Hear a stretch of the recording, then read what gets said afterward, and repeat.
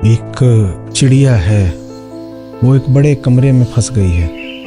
कमरे में बहुत सामान रखा हुआ है और बहुत सी जगहें भी हैं जहां चिड़िया जाकर छुप सकती है।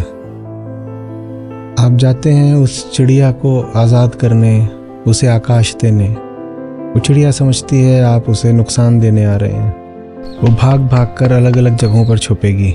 उसको लगेगा कुर्सी के पीछे चली जाऊं, बिस्तर के नीचे चली जाऊं।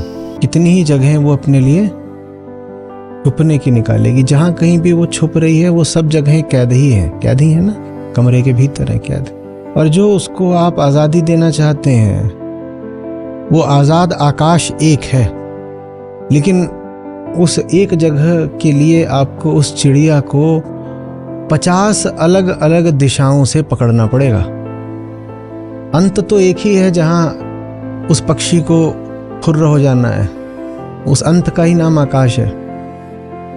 लेकिन पक्षी के पास अंत से पहले बंधन के अनेकों उपाय हैं। मुक्ति एक है, बंधन विविध है।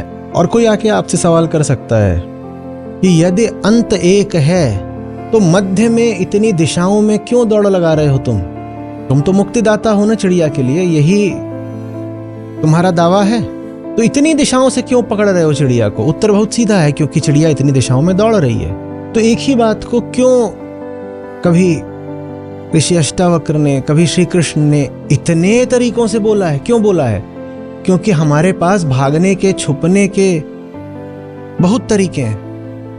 चूंकि हमारे कुतर्कों की दिशाएं अनंत हैं, इसीलिए एक ही बात को अनंत तरीके से बोलना पड़ता है एक एक कुतर्क को काटने के लिए।